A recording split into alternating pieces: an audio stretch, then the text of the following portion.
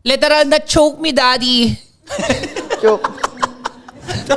Ayan ang tinatawag na choke me, daddy. Dami kasi akong nababasa na sinisisi si Daddy JP sa cheap play na ginagawa niya. Ipapaliwanag ko kung bakit hindi kasalanan to ni JP at kung bakit niya ginagawa to. Pag-usapan natin ang unang factor. Sa dalawang senaryo na nangyari na nag-flicker ulti si JP, parehas walang flicker din si Kelra. Ibig sabihin, magandang opportunity na yon. Sa MPL kasi guys, sobrang rare makakita ka ng opportunity. Kaya maraming player na nakikita niya nagkaka-error kasi nire-risk nila yon at ayaw nilang mawala yung opportunity na baka pag hindi pa ginaw ni JP, magka-flicker na si Kelra at lalo silang ma-outplayed o kaya makawala dun sa gagawin na play ni JP. Ano pa nga ba ang isang factor? Ang isang factor pa, ang combo nila, Joy plus Jeep. Sa madaling explanation, ide-demo muna natin. Magpapa-stack yung Joy hanggang sa ma-full stack. Tapos, mag-u-ulti na yung Jeep para paglabas ng Joy, ready na yung ultimate niya para ubusin ng kalaban. Siguro, mas naiintindihan nyo na. Una, walang flicker si Kelra. Opportunity na yon. Pangalawa, limited lang kasi yung time na kapag may stack na yung Joy. Ibig sabihin, kasama yun sa shot call ni Daddy JP at Carl TC. Bibigyan ko yun ng example. Kunwari, ako si Carl TC. Dad, pwede na ha, mag-i-stack na ako. Tapos, ako naman si JP. Carl, ready ka na? Inbi na ako ha. Go ko na to. Biglang, Conceal play ka na saan mo na, JP?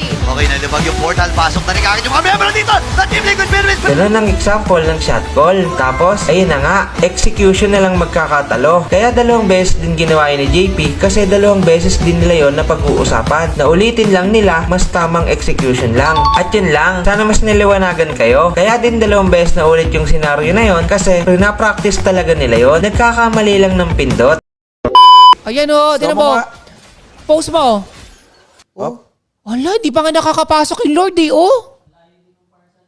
Si Kelra ayun nasa tower oh, kasama si Bruce ko na naka-immortality. Mindset ba nila, ano? Walang flicker si Kelva. Eh, kahit walang flicker, wala naman silang hard CC.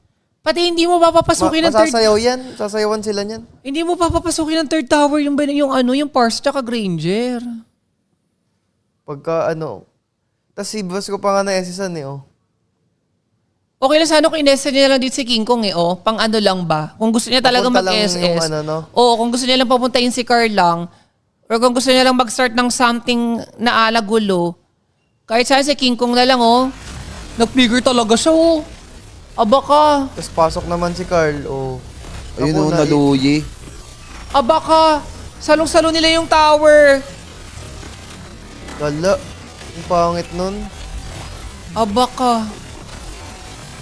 Baka mo nga rin dun sa isa pa, yung sa third tower din sa bot. Yung may Lord sila, babasag na lang ng tower eh. Ano? Oh, ayan na, may Lord ha, may Lord. Full HP pa yung Lord. Post mo nga. Nag-flicker pa siya para maabot si Kelva. Dahil nga walang flicker, yun ang nasa Full isip HP niya yung lang. Lord. Full HP yung Lord. Tamo. Yung i-max Tamo yung yun. base. Kitang-kita kulay blue, oh. Base nila yan. may second tower pa. May kulay blue. May second tower ba sa mid? May Oo. second tower pa May sa nakalagay na blue no. Tamo, isa lang yung pula, oh. Tapos lahat blue na, oh. Ano kayang naisip ni Daddy J? Anong tumatakbo sa shot call nila dyan, no? Oo, agad papasok. Babalik tayo sa papapasukin mo sa third tower yung Parse at saka yung Granger. With the 4K gold lead. Kung mina-maximize na lang nila yung Lord nila dyan na punong-puno yung buhay. Back mo nga ulit. Grabe yung highlight na yun eh. Back mo pa. Back nyo! Yan, ayan. Oh, anong naisip ni Daddy dyan? Ayun ang ganda ng flow nila oh. Anong pumasok sa isip? Grabe, punong-puno yung HP ng Lord nyo. Ayun, oh. Leak. Ayun naman, nakita sa bot. Nag-conceal siya. Nakita si Kelra. Conceal. Nanggigil kay Kelra, oh. Kelra. Kelra! Everybody stand up. Umaywa mo. Shinderu. Nani? Daddy! Bogs! Si Carl, sumama. Daddy! Okay lang yan, Daddy. PMA na lang talaga. Okay lang, okay lang.